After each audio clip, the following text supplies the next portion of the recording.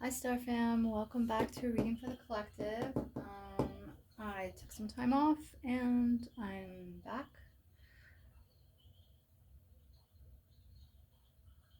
Let's step in and see what the energy is. Let's get started with a Sacred Forest Oracle.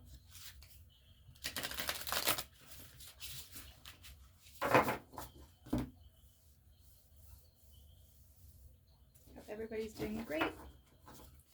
You had a good summer.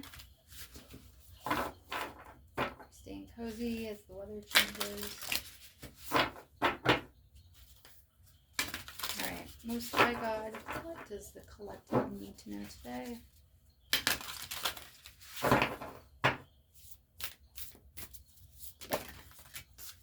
Okay. Aspen Spirit Courage. Daffodil Fairy New Beginnings.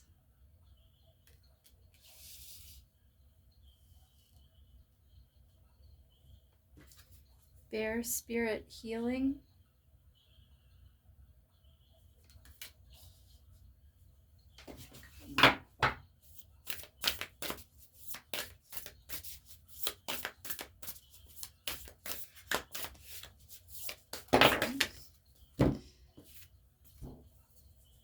Willow Spirit Flexibility.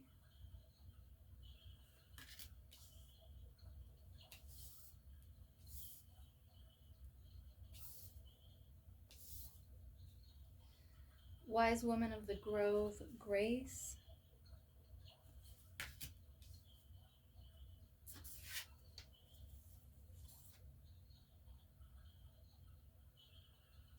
And Rainbow Waterfall Miracles. And Standing Shadows Passage.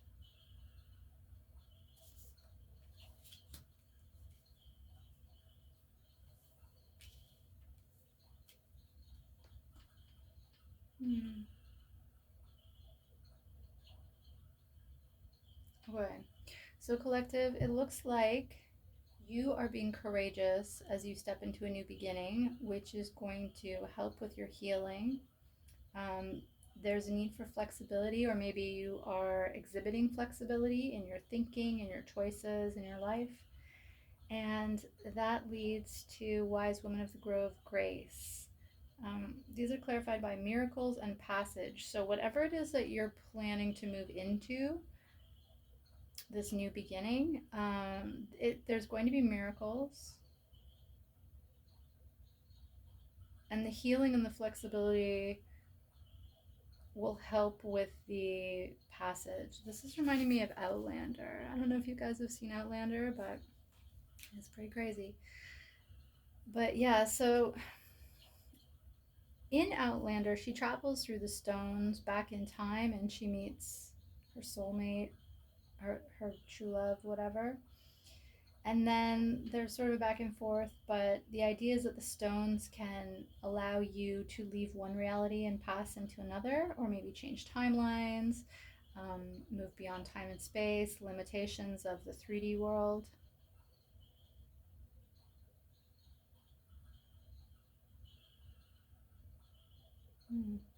Okay, let's clarify with the Gypsy Oracle. Gypsy Witch Oracle. Okay, God, can you please clarify courage?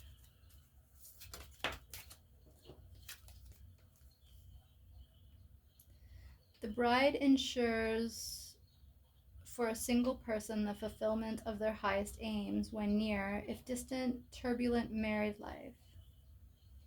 So the courage might have something to do with leaving old relationships for new ones.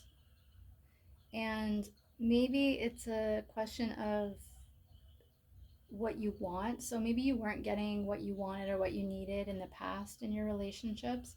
So you're moving forward with courage into this new beginning to continue to seek for the qualities you want in a partner, like a person who will It says fulfillment of their highest aims. So, probably whatever your higher self is wanting for you for this lifetime, that is what you need in a partner.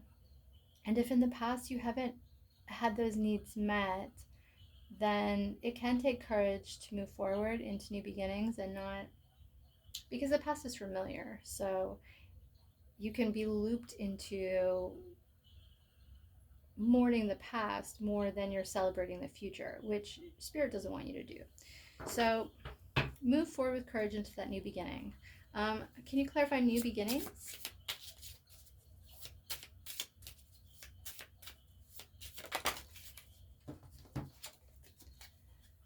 The star ensures success in all enterprises when near, when very distant, some unlucky events. Yeah, so in the past, you might have had some unlucky events, but the new beginnings with the star is letting you know that it says ensures success in all enterprises. So keep going forward into your new beginnings.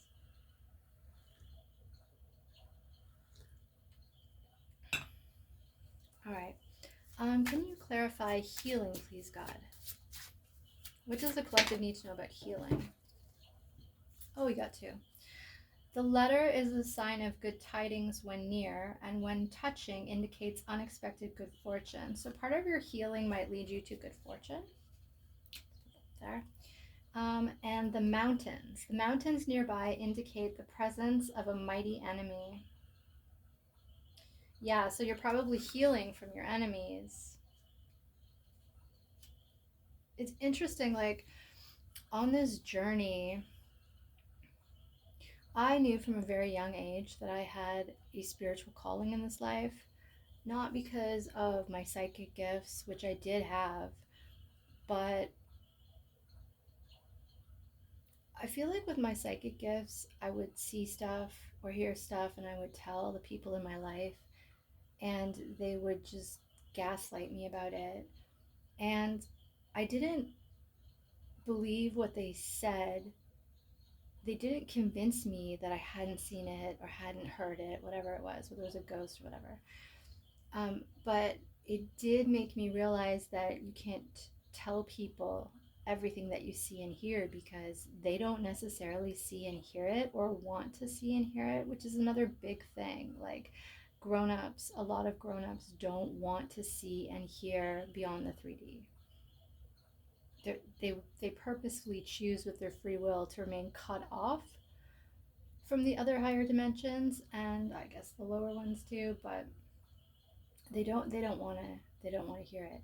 Um, but that wasn't, it didn't stop me from seeing or hearing that stuff, obviously, but it did teach me, like, yeah, people might not listen, they might not believe you, right? They might not think that what you saw and heard is valid. So it's kind of a waste of time to tell people. I don't feel like that anymore so much. Now I feel more like God wouldn't have me see and hear those things if God didn't want me to see and hear them. And if I feel called by God to share those with other people, then I should do that, right? That's part of it. Um, but I always knew from a young age that I had a spiritual journey, had a spiritual path, a spiritual calling, not from the psychic things, but from the way that I felt about things like Buddhism and churches and saints. I think I approached them in a way that most people around me did not approach them. And because it was a continuous draw to it, I knew it was important. I didn't know how it would play a part in my life. Like if I would be one of those people that would travel, to different countries and go to temples and stuff like that. I didn't know how exactly it would play out in my life. I thought it would be a minor interest that I would always have. But what I didn't understand then when I was younger is that God will prepare you. He will prepare you for a spiritual path.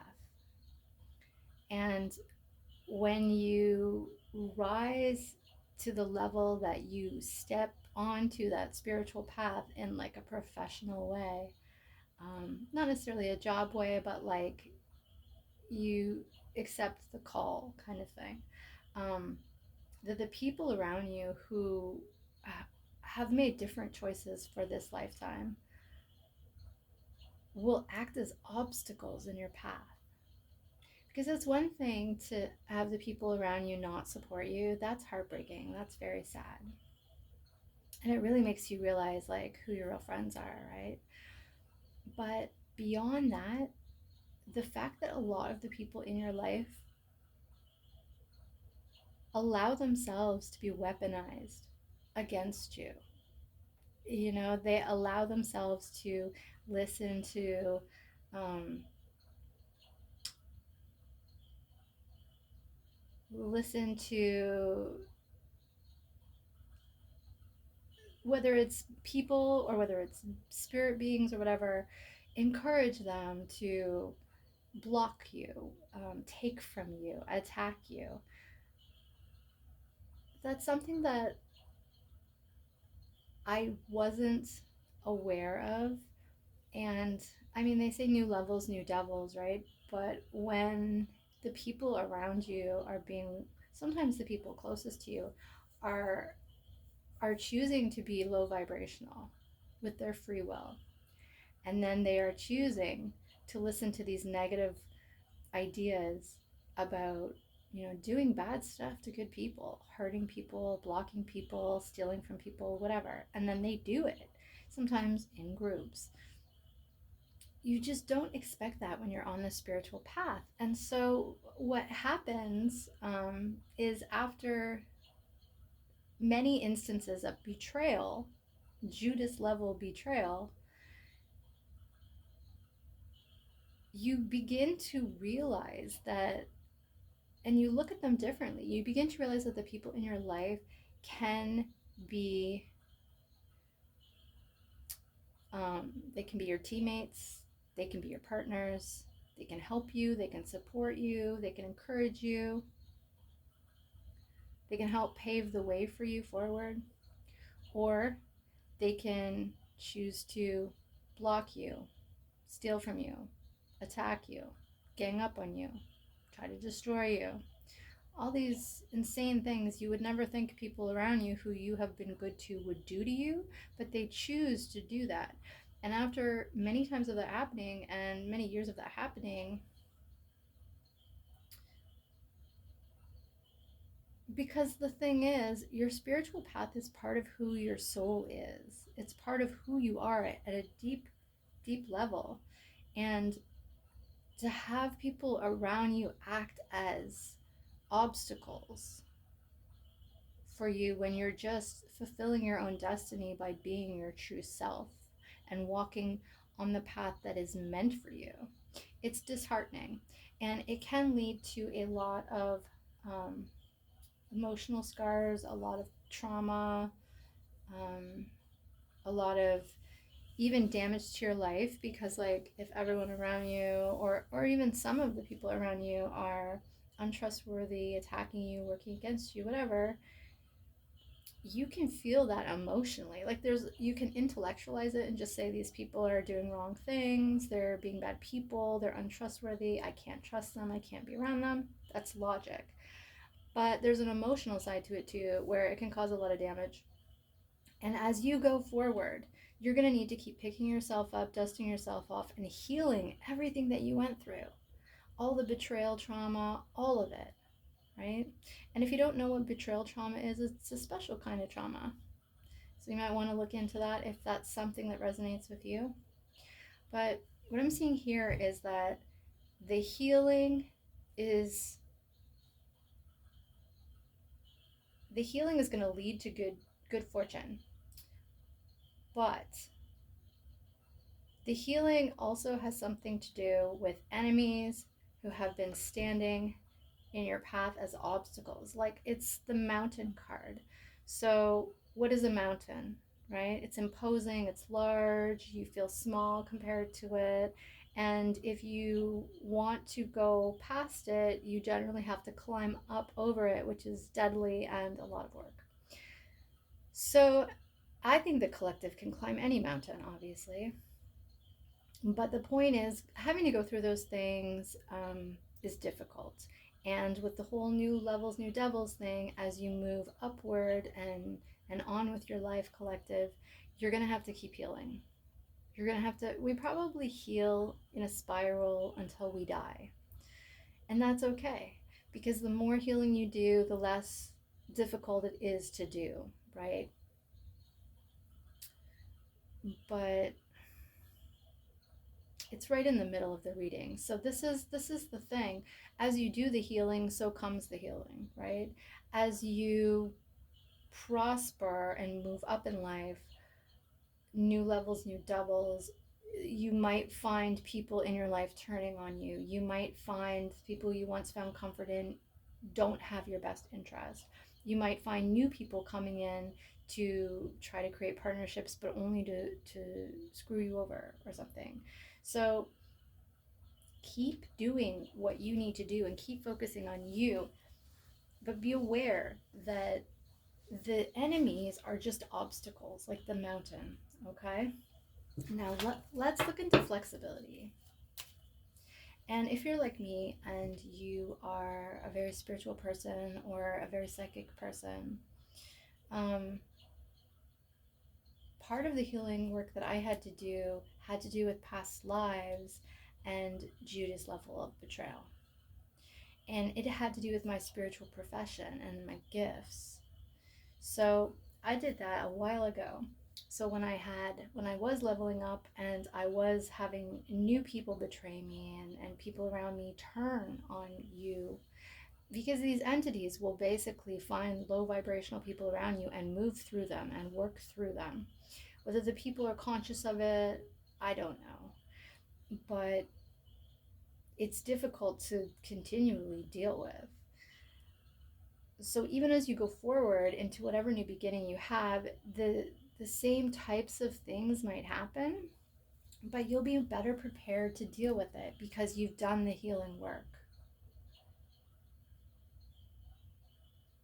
All right, Willow, flexibility. God, what do you want the collective to know about flexibility?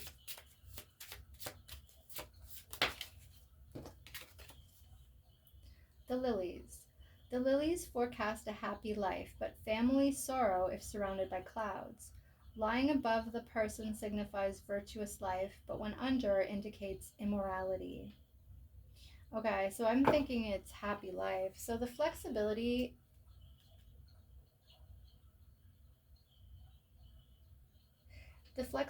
and the virtuous life, one thing that I'm getting from it is that you might have to let go of certain things you thought you needed in the future. So, for instance, if you had a best friend since you were little and they moved funny sometimes, and maybe when you started leveling up and working on yourself and healing, they try to pull you back down, right? That might be something or someone you need to have the flexibility to let go of. And that flexibility might come in the form of changing the way that you think or your perspective. So you might have always thought, like, we're going to grow old together. She's going to be my business partner. We're going to do all this stuff together. And she might not be moving and making life choices that would allow her to be on that path with you. She might sabotage you. You know what I mean? So in this example, the flexibility would come from you being able to visualize a future where you're not bringing toxic people with you. You're not bringing backstabbers and people who you know have betrayed you with you. You know, maybe you were going to work in a group and the group turned out to be horrible people. You're not bringing that group of people with you into the future. That doesn't mean you can't work on the thing that's part of your destiny. You can always work on whatever is part of your destiny, but maybe just not with those people. And when people behave like they're your enemies, that's them telling you where they should be in your life. Okay? So when people show you that you can trust them, trust them. When people show you that you can't trust them, don't trust them. But yeah, part of it might be you being able to, you having the flexibility to envision a new life for yourself, right? All right, what about grace? Can you clarify grace? Wise woman of the grove, grace. What does the collective need to know about grace?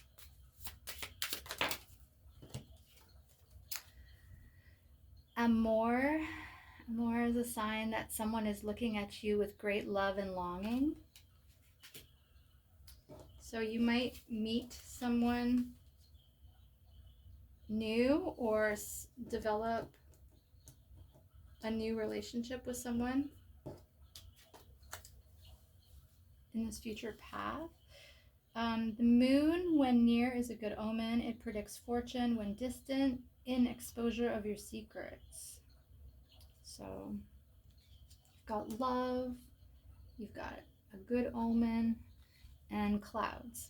With the dark side toward the person indicates divorce, the bright side towards the person ensures domestic happiness. So collective, some of you might be getting a divorce, and you might be moving on into a future where you have happier relationships. Okay. Let's get some Osho Zen.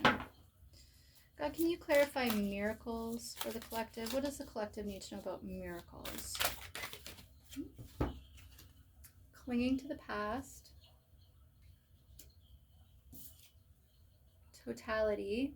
So trusting, being able to trust. You have to go forward and trust. Trust God. And traveling. Yeah, so this is your new beginning, is leaving the past behind, trusting God to catch you in the future, sort of the Fool card energy, and traveling, meaning you're actually going forward. You're going to leave these things and these people behind, and you're going to go forward into a new experience and have beautiful adventures. And that's leading to your healing, which is a major part of this experience. God, can you clarify passage? We want the collective to know about passage. Comparison. Okay, and it came out reversed. So comparison talks about how the oak and the bamboo are very different, but both very beautiful, very useful. And also ordinariness. Oh, right, but this came out reversed. So I think the message is you don't need to compare yourself or your journey or the way that you've handled things as you're going forward in your healing on this new adventure, this new passage, this new beginning. You don't need to worry about comparing yourself to anyone, right? Where you are, where you thought you'd be, what you're doing, what other people want you to do, how other people got where you're interested in going, but maybe your path was different. You don't need to worry about that comparison. And then ordinariness talks about the small things in life, doing those little things that you need to do in the day to move forward. Okay, let's get a couple more. God, what else does the collective need to know? Adventure came out in reverse. So maybe you're hesitant to go on an adventure, or maybe, and I'm putting it right under travel, maybe you haven't, maybe your adventure's been blocked for a little bit, and that's going to change. It's part of this new beginning. We got the rebel, the creator, and aloneness. So the rebel talks about breaking chains and ancestral curses and things like that. The creator is you creating from your soul, from a place of harmony, from a place of source. And aloneness is like the hermit card, so that talks about introspection, taking a little bit of time on your own to figure things out. And in the picture, it's like a monk or someone like that carrying their walking stick and wearing their robe, but they don't have baggage. They're not taking baggage with them as they're going to figure this thing out or go somewhere new, discover something new.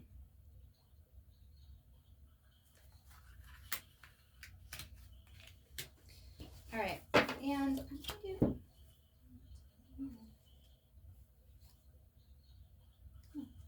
I'm going to get you some of these Halloweeny Harry Potter dark arts cards. So I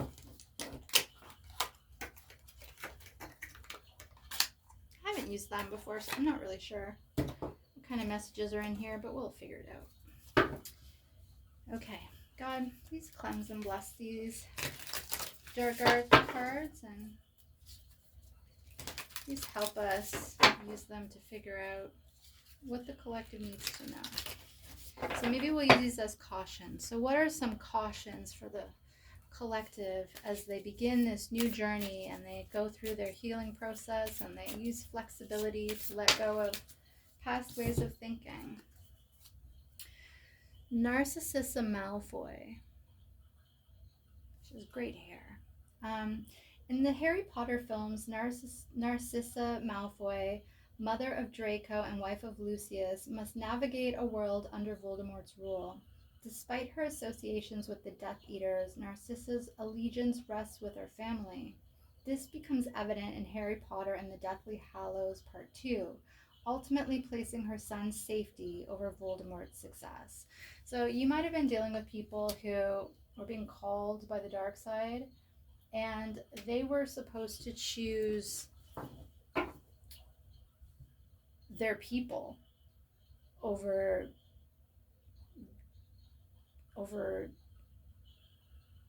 evil. Maybe they did, maybe they didn't, but that might have been a choice that they were dealing with. Maybe you were dealing with that.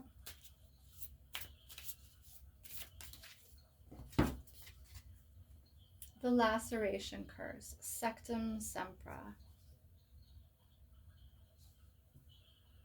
Sectum Sempra, a dark spell that causes large gashes as if they've been slashed with a sword, leaves its mark in Harry Potter and the Half-Blood Prince. In the film, Harry discovers this curse in the Half-Blood Prince's potions book, not realizing its brutal effects. Unable to resist testing it during a duel with Draco Malfoy, the result lands Draco in a gruesome situation. I don't know if you guys have seen this movie, but what happens is the guy who bullies Harry at school, they have like a wizard's duel or something. And actually, maybe I'm thinking of a different movie. But let's just skip ahead. What happens is they're flicking spells at each other, and they're teenagers at school, so they only know some spells, right? But so they're flicking spells at each other, Harry and the guy that bullies him. And Harry has gotten this textbook that the student who had the textbook before wrote all these notes in and altered some of the spells in it, and wrote like other spells and things like that in the margins of the book. So because he has a copy of this book with another student's like knowledge in it, the Half-Blood Prince, who turns out to be one of the teachers, Snape, when he was in school. So Harry has this book of spells that has extra spells in it, basically. And one of the spells is Sectum Sempra for enemies. So when Harry flicks the spell at Malfoy, his bully, he has never used the spell before, and he doesn't know what the result of the spell will be. And what the result of the spell is the bully Malfoy gets all cut up, and his shirt is like soaking up with blood. And Snape, the one whose spellbook it is, comes in and I guess uses a counter spell so that Malfoy stops bleeding and, is okay. But Harry's a little traumatized because he just inflicted like physical harm on his bully. And even though he doesn't like him, right? Hates him, whatever, that Harry Potter is still mostly a good person. So it's traumatic, and he has his conscience is bothering him after this thing happens. Yeah. So what I think that means in this context is that there were people who were bullying you, and when you fought back, you hurt them. Or it could also be interpreted as people were, whether you or others, people were taking actions that caused harm to come to someone, possibly you, without fully understanding the consequences of their actions. Which actually is a much more straightforward way to say that big long thing that I said before. But yeah, so maybe someone didn't understand the consequences of their actions when they were just out there flicking evil curses about. Who knows? All right, what else does the collective need to know? What else does the collective need to know?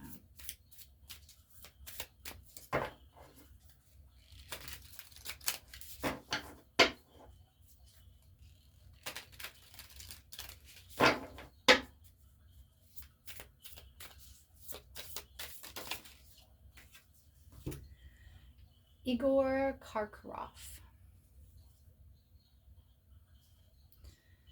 Igor Karkaroff, the headmaster of Durmstrang Institute, oversees a school notorious for its focus on the dark arts. In Harry Potter and the Goblet of Fire, Karkaroff leads the Durmstrang delegation to Hogwarts for the Triwizard Tournament.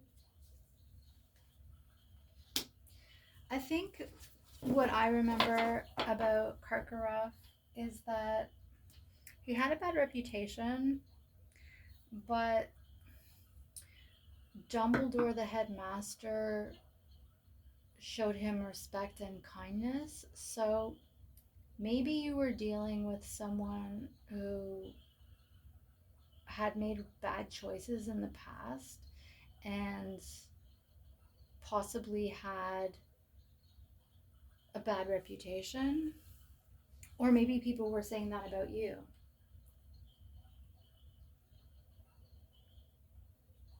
I don't know. All right, let's get another one. What else does the collective need to know?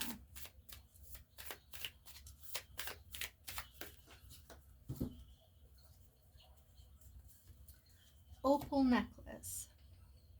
In Harry Potter and the Half-Blood Prince, the opal necklace isn't just a piece of stunning jewelry.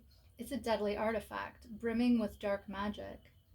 Gifted to the unwitting Katie Bell, this artifact wraps her in its lethal curse, leaving her in a terrifying trance. Yeah, I don't know if you guys saw that or remember that, but it was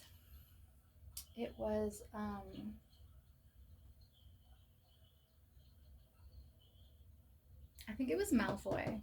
Again, Harry Potter's bully Malfoy. I think it was Malfoy who gave a wrapped necklace to one of the school students who, as far as I know, was unrelated to any of this drama. And when she opened it, there was this terrible screaming noise. So I guess she had to touch the necklace. When she opened it and touched it, there was a screaming noise.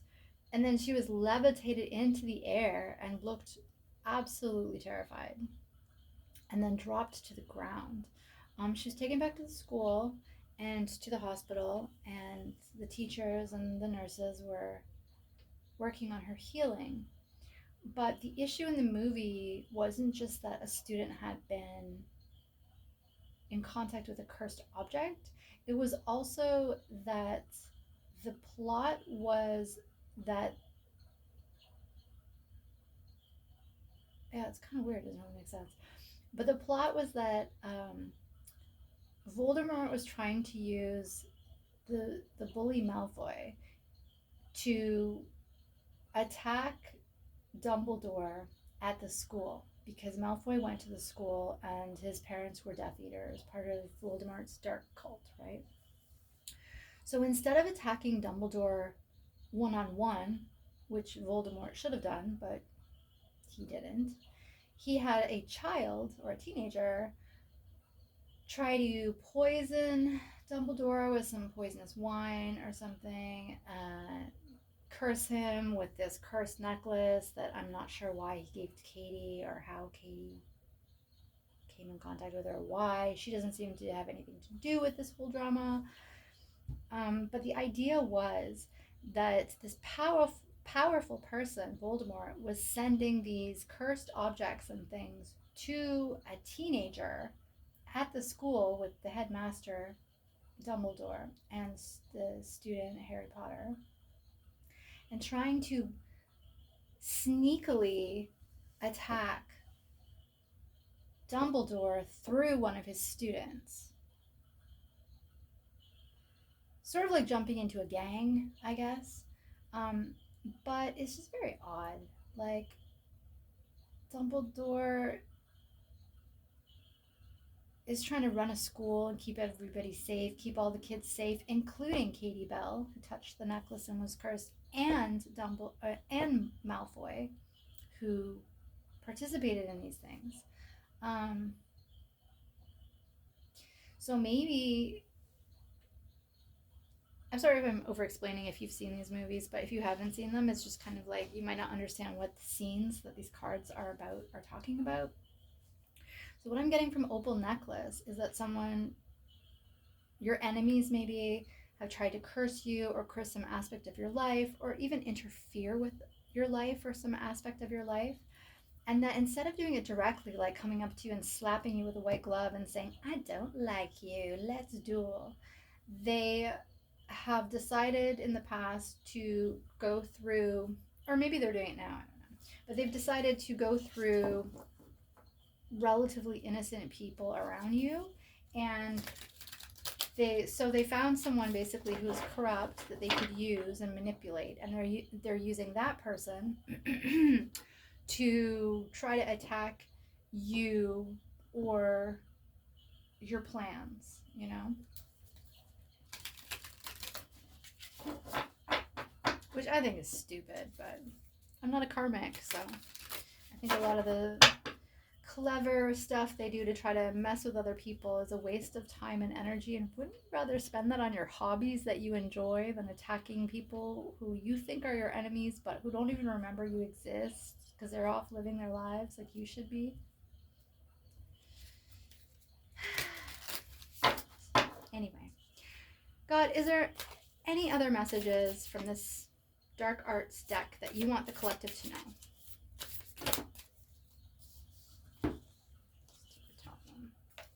The Elder Wand. The Elder Wand, seen in Harry Potter and the Deathly Hallows Part 1, isn't just a magical tool, it's a key weapon. Known as the mightiest wand in existence, this ancient artifact, crafted from elderwood and thestral tail hair, interesting, is a symbol of unparalleled power. And when in the wrong hands, that unparalleled power can be exponentially dangerous. In the climactic battle at Hogwarts, the Elder Wand's loyalty twists the fate of Harry and Voldemort, culminating in a finale that proves power isn't about what you possess, but how you wield it. And then, so interesting thing about the Elder Wand. So, if you don't know the story, it's funny to me because it's like Harry Potter's so old, but like not everybody watched Harry Potter or read the books. But so the Elder Wand it's like there's a story in a story where there's this book of children's stories, children's fairy tales that the wizards and witches would read to their children. And it's kind of like our Grimm's fairy tales, but they had their own fairy tale. And there's one story in it, and there are these three brothers, and they encounter death, like, you know, the Grim Reaper death type being. And I'm not exactly sure how, but anyway, they end up getting gifts from death. Death gives them three gifts. And you can look into that or Google that if that's something that you want to know more about. But I think those are what's called the Deathly Hallows, the three gifts that death gives them. Anyway, one of them is the Elder Wand. And the thing about the gifts is that it's very hard for the brothers to be able to wield them with discretion. The gifts are so powerful that the energy can be hard for the brothers to use with discretion. So they all kind of have problems from these gifts.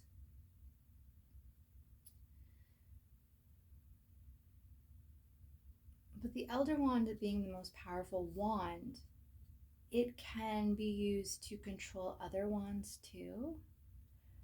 And if you get into a wand battle with someone and you have the Elder Wand, they cannot defeat you because it is the most powerful wand.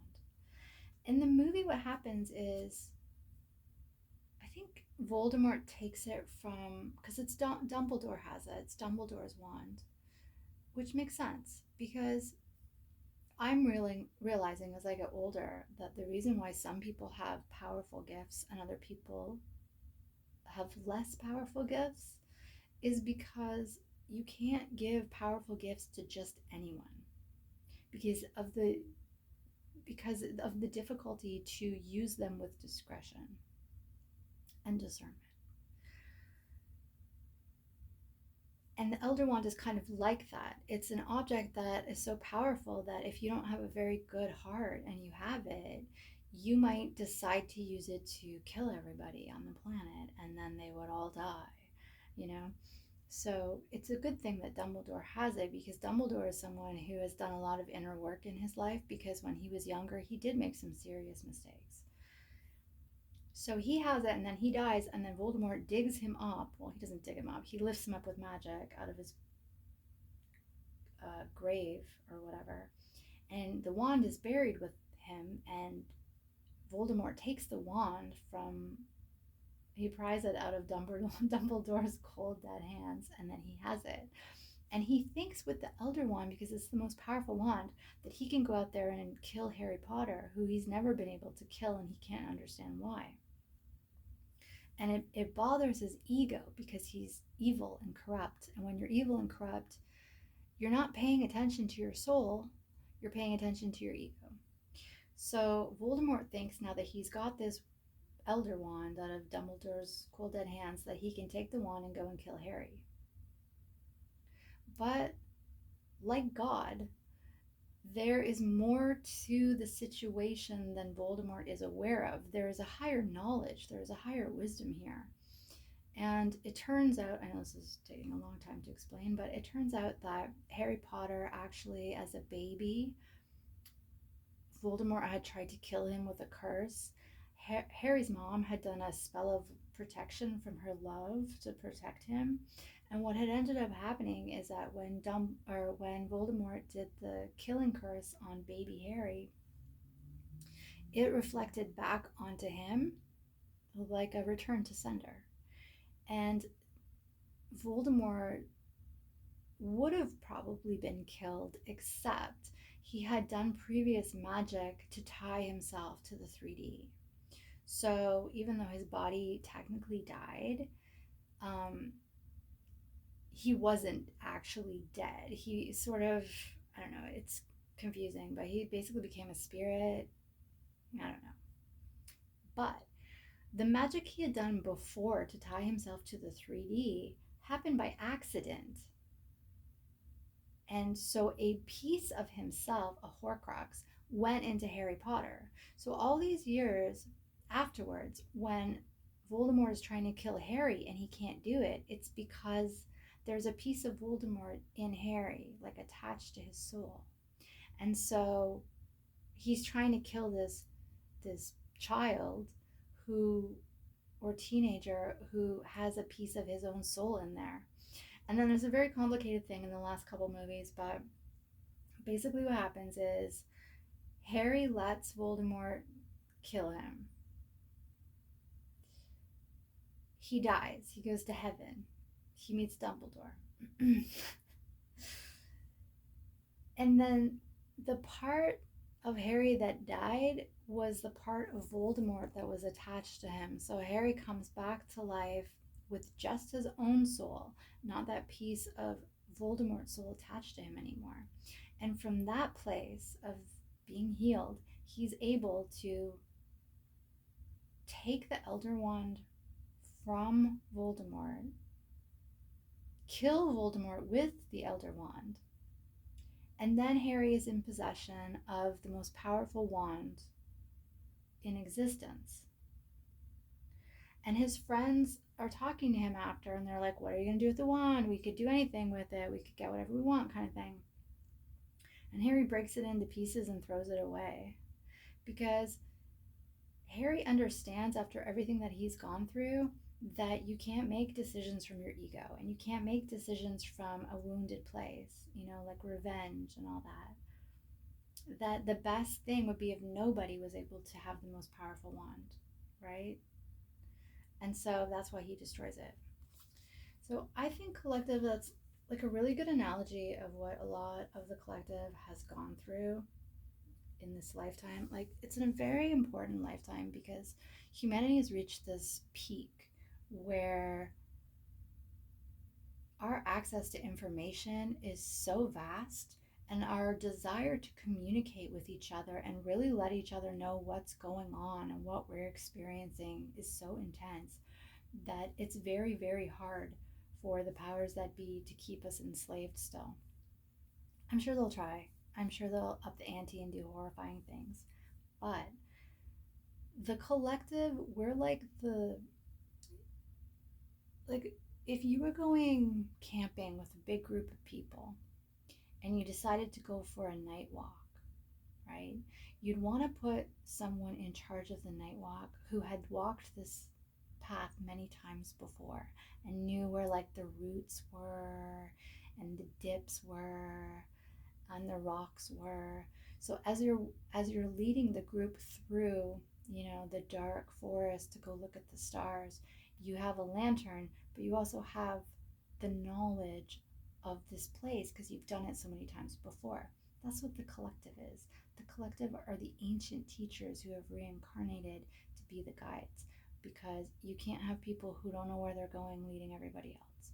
You have to have people who in their soul have done this so many times that it's automatic for them to know where they're going and to lead people. Now, that doesn't mean that they don't need to do their own work. You might want to do a few walkthroughs during the day just to familiarize yourself with new trees that have grown up or places that have eroded, and there's new dips in the path or whatever. So you still have work in your day-to-day life, but you're able to make important decisions from a good place. That's what the healing and the flexibility are telling me. And then the miracles and the passage, this is telling you that you will see miracles. These new beginnings, your courage to have a new beginning will produce miracles. And your healing and your flexibility and your grace to let go of the traumas of the past, the mistakes of the past, the betrayals of the past, because it's looking like there are a lot of betrayals along the way. I know I've experienced them. I wouldn't be surprised if other people in the collective have gone through very similar things, because it is an energy. It's like the energy of God's like leaders versus the energy of like the devil's minions, right? So we're trying to heal, we're trying to grow, we're trying to go forward, and they're trying to pull us back. They're trying to injure us, they're trying to traumatize us, they're trying to stop us from going forward and growing. Because I think also they realize that if they can knock down the leaders, then everyone else who's being guided by them will be lost. But that's not going to happen. So let's get an angel message. Angel number book. God, what angel number does the collective need today? 461. The angels ask you to maintain a positive outlook about your needs being met and about your future. Your optimism opens the channels of angelic assistance. Cool. So I think what that means is that 461, I think what that means is that don't let the things and the people that you've gone through, who've been obstacles for you, who've been challenges for you, who've been enemies for you, who've caused trauma, betrayal trauma, tried to pull you back, tried to stop your new beginnings, try to stop your growth. Don't let that energy and those experiences keep you stuck, keep you unhealed. You want to have the courage to move forward into your new beginning, to do your healing, to be flexible about how your future looks, because you might really want something like a horse ranch or something. And maybe you thought you needed your cousin to help you with the horse ranch, but your cousin is a piece of shit. Have the flexibility to envision you having that horse ranch on your own or with different partners, different people, different ways that you can get the funding, different ways that you can find, the people to work with you, right? Have the flexibility, because that's the thing. It doesn't have to go exactly the way you envision it going in order to be the beneficial thing that you envisioned being a part of. It might look a little different. It might feel a little different. You might end up having someone come in who absolutely blows your cousin's contribution out of the water, right? There might be someone out there just like you who has more skills than your cousin had and a better attitude, and they're not going to stab you in the back, and they're going to come in the future if you have that open mind and that flexibility, and they'll help you, right? So keep an open mind and move with grace into your future. And that is your reading, collective. I hope you enjoyed it. Take care. Bye.